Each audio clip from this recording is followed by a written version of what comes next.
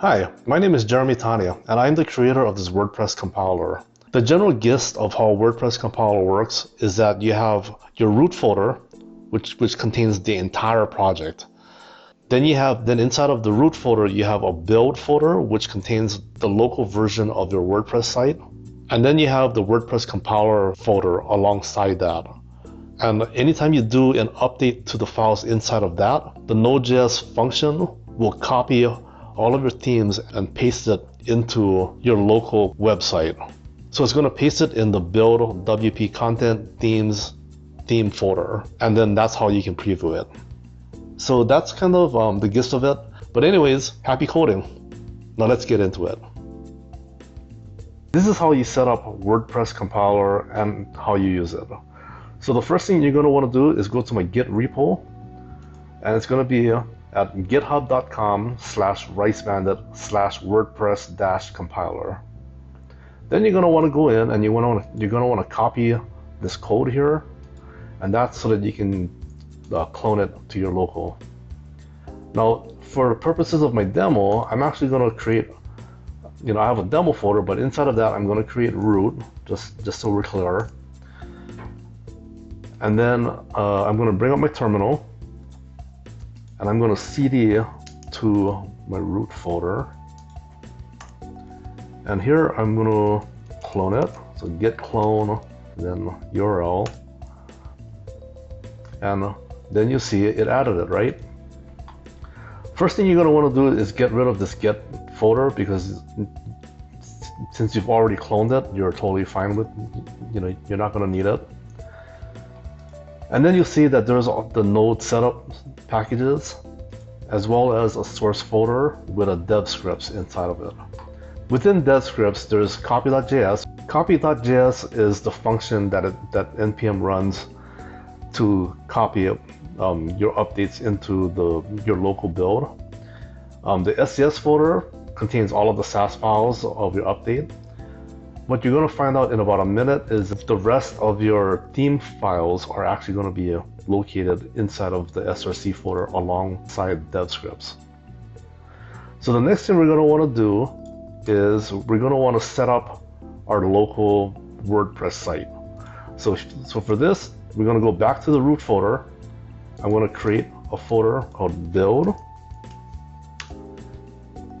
And then what we're going to do is I'm going to use mamp and to create that. So for this, I'm going to go in, I'm going to create a new one, and I'm just going to call it WPC. And then for document root, you can choose where you want it to be. So I'm going to navigate to my demo root build folder, and that's where it's going to live. Dev and password, for the sake of this, I'm just going to go dev and root, and then I'm going to go jeremytani@gmail.com, and then I am going to create it. I'm going to restart it so that it can load the local version. I'm going to open it there, and there you go. And then just like a doctor checking a newborn's fingers and toes, I'm going to do the same thing. I'm going to go, just to make sure that everything's okay, WP admin, I'm going to dev and root. And here we go, we have our backend.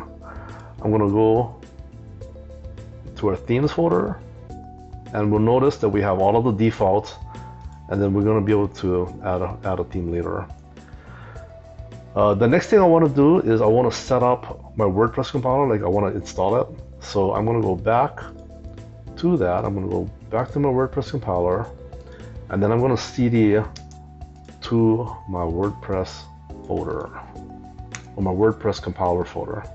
Then I'm going to run NPM install, and then it'll do its thing. There's going to be node modules here, and then you see all of that.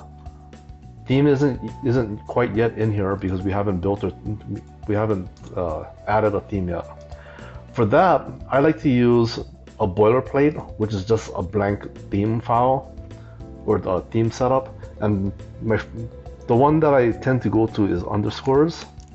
You can use anything you want that you usually use to generate a theme. And then I'm going to click underscores. I'm going to create WP comp.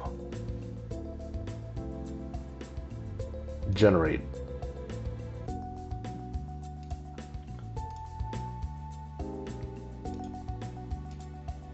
Okay, then I'm going to go back to my build. I'm going to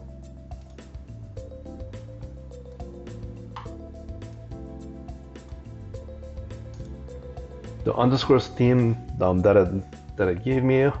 I'm going to just unzip it here. We don't need this anymore. And then what I'm going to do is I'm going to go into, so now you see when you refresh this page that the WP comp theme is in here. You can theme it out later on, but for the sake of this demo, I'm just going to activate it.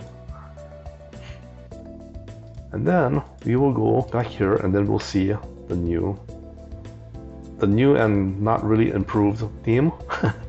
Okay, so now that we have our new theme, I'm going to go to back to my build folder. I'm going to go to WP content, themes, WP comp. That's our new theme. It's going to be whatever you've created. I'm going to copy everything and I'm going to paste it into my WordPress compiler source folder. You see the dev scripts? Okay, it's going to be here. So your theme files that you just pasted in lives alongside the dev scripts folder. And so now that we have that, now we can show you how to actually use this. So I'm going to highlight my source folder and I'm going to drag it into Visual Studio Code. And in Visual Studio Code, you'll notice that there's a Watch SASS button on my screen. In order to get that, you're going to have to install Live SASS Compiler. And once you install that, then it'll show up. Now I'm going to show you how to update your theme and view it. So what I'm going to do is I'm going to click Watch SASS, and then you'll see it kind of generated a whole thing, right? Okay, so let's just make sure that the SASS is working. To do that, I'm going to go to underscore home, just for the sake of going over this. I'm going to change.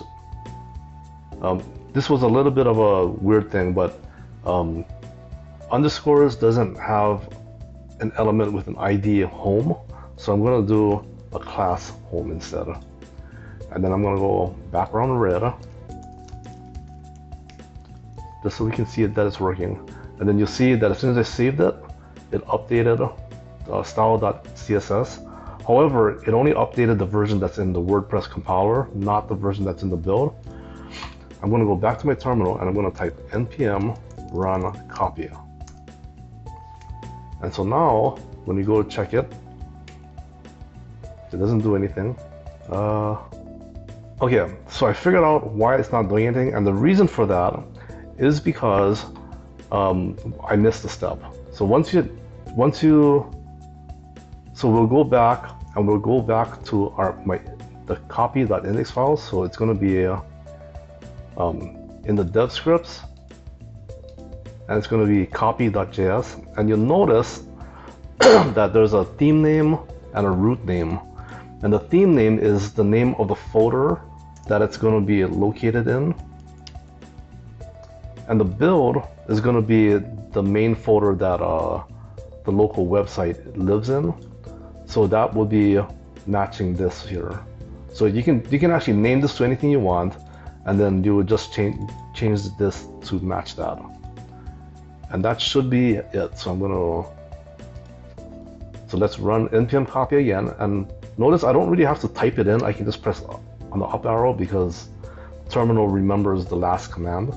So I'm going to press up and I'm going to press enter, and now you should see it turn red. And there's our beautiful website in what I like to call developer red. Now, one of the things you're going to see is you're gonna see this little weird deprecation thing. And the reason for that is because by default, I have Bootstrap installed inside of my package. And for some reason, the fine folks at Bootstrap hasn't updated their SASS to match the latest specs.